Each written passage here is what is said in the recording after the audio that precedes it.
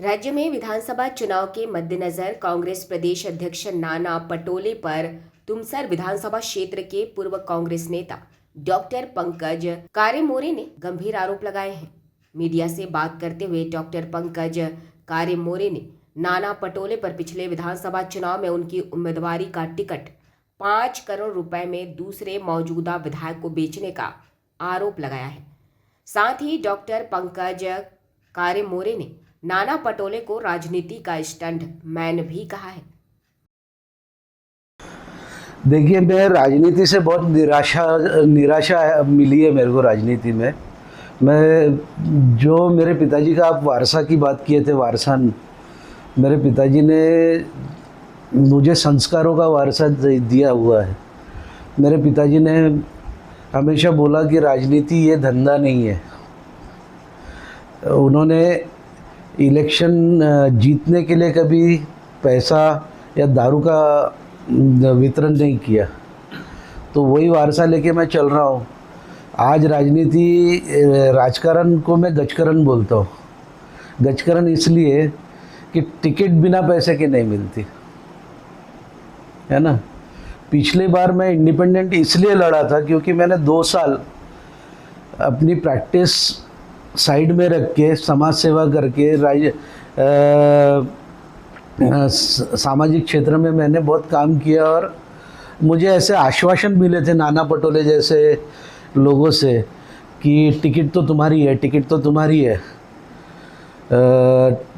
अगले एमएलए आप हो, तुमसर मोहाड़ी विधानसभा क्षेत्र से अगले एमएलए आप रहोगे करके। जब भी मैं उनके ऑफिस में जाता, उनके करीबी लोग मेरे को तुमसर के भाभी एमएलए आए करके ऐसे संबोधित करते थे। फिर आखिरी समय जब टिकट बांटने का आया तो मुझे ये समझ में नहीं आया कि उनकी अपेक्षा मेरे से पैसों की है।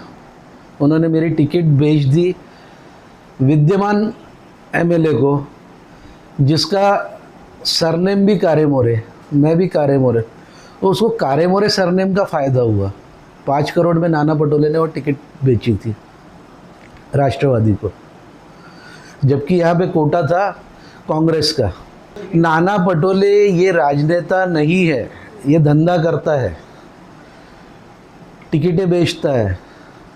नाना पटोले का सामाजिक योगदान क्या है, उसके क्षेत्र के लिए क्या योगदान किया है उसने?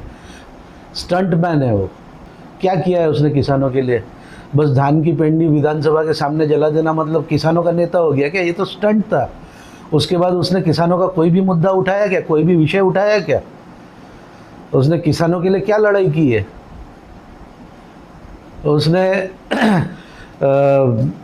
भाजपा में रहते हुए इस्तीफा दे दिया, ये भी एक स्टंट था।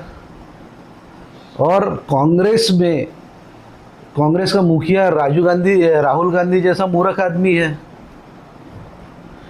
राहुल गांधी को नरेंद्र मोदी के विरोध में नाना पटोले ने इस्तीफा दे दिया, इसलिए उसने नाना पटोले जैसे स्टंटमैन को कांग्रेस का अध्यक्ष बना दिया, महाराष्ट्र प्रदेश कांग्रेस का अध्यक्ष। काम क्या कर रहे हैं ये लोग? सिर्फ स्टंट कर रहे हैं। नाना पटोले का एक भी काम मुझे ऐसा बता दो जो उसने महाराष्ट्र के हित में किया है, समाज के हित में किया है, लोगों के फायदे के लिए किया है, किसानों के फायदे के लिए किया है। सिर्फ स्टेटमेंट देता है। एक भी कंस्ट्रक्टिव काम, प्रोडक्टिव काम नाना पटोले ने किया है कि अपने क्षेत्र के लिए? भंडारा जिला में तो कांग्रेस को डुबाने का काम उसने किया है। मुझे पिछली बार भाजपा की टिकट का ऑफर आया था, लेकिन मेरे दादा स्वर्गीय नारायण राव जी कारेमोरे, वो कांग्रेस से 2 बार विधायक रहे। मेरे पिताजी कांग्रेस से 1 बार विधायक रहे और 2 बार निर्दलीय विधायक रहे। निर्दलीय रहने के बाद भी उन्होंने कांग्रेस को ही समर्थन किया था। तो हमारी विचारधारा तो शुरू से कांग्रेस की थी, सर्वधर्म समभाव वाली। जब भाजपा का जब मुझे ऑफ़र आया तो मुझे इस बात का संकोच हो रहा था कि जिस भाजपा को मैं अभी तक के उसकी निंदा करता रहा, उसके विरोध में बोलता रहा, तो मेरी तो पूरी की पूरी भाषण शैली ही बदल जाएगी। इसलिए मैं भाजपा की टिकट पिछली बार नकारी थी, वो शायद मेरी जीवन की सबसे बड़ी गलती थी। मैं आपको बता चुका हूँ, मेरे को राजकारण से बहुत ज़्यादा निराशा हुई है। राजकारण ये धंधा हो गया, ये समाजकारण नहीं रहा। और मैंने इस बार ये इलेक्शन हारने के बाद पिछले 5 सालों में मैं किसी भी सामाजिक कार्य में एक्टिव नहीं रहा, क्योंकि लोगों की मानसिकता भी बदल चुकी है एक्चुअली। पिछले इलेक्शन में मैं इकलौता ऐसा उम्मीदवार था जिसके ऊपर कोई भी गुनहगारी की कलम नहीं थी, कोई भी फ्रॉड की कलम नहीं थी, कोई भी भ्रष्टाचार की कलम नहीं थी। सबसे साफ सुथरा चरित्र मेरा था। मेरा फैमिली बैकग्राउंड सबसे अच्छा था। मेरे पिताजी इस क्षेत्र के सर्वाधिक लोकप्रिय विधायक रहे। मेरे दादाजी अपने ज़माने में इस क्षेत्र के सबसे लोकप्रिय विधायक रहे।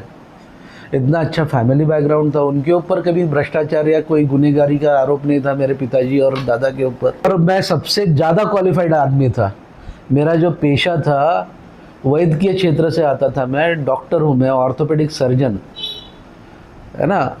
बाकी के जो उम्मीदवार मेरे विरोध में खड़े थे, किसी के ऊपर रेप की कलम है, तो किसी के ऊपर गुनहगारी की है, किसी के ऊपर भ्रष्टाचारी की है, कोई नाली का पैसा चुरा लेता है, कोई धान का पैसा चुरा लेता है, कोई रेत का धंधा करता है? ऐसे उम्मीदवार मेरे विरोध में खड़े थे और एक भी उसमें से ग्रेजुएट नहीं। जो विद्यमान एमएलए है वो 4वीं भी पास है कि नहीं पता नहीं, राजू कारेमोरे।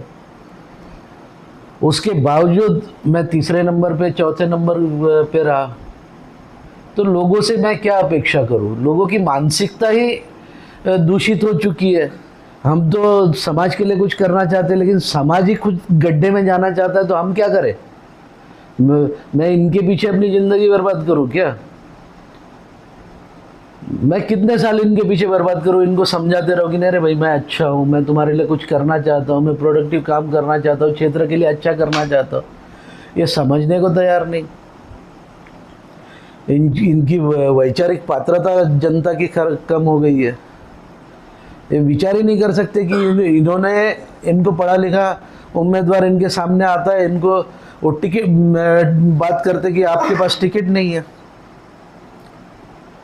अरे टिकट तुम्हारे लिए काम करने वाली पार्टी तुम्हारे लिए काम करने वाली है कि तुम्हारा क्षेत्र का जो तुम्हारा उम्मीदवार है, लोकल उम्मीदवार तुम्हारे लिए काम करने वाला है कि पार्टी काम करने वाली है? अभी तो तुमने पार्टी का उम्मीदवार चुन के दिया, वो तो 6 बजे के बाद उसको फ़ोन नहीं कर सकते, दारू के नशे में रहता है। आपको क्या लगता है सर, विकास हुआ है तुम सब में? दिख रहा है क्या आपको विकास तो मिला नहीं मेरे को। पिछले चुनाव में पंकज कारेमोरे को मिली निराशा के बाद उन्होंने सत्ता से दूर रहने का फैसला किया है।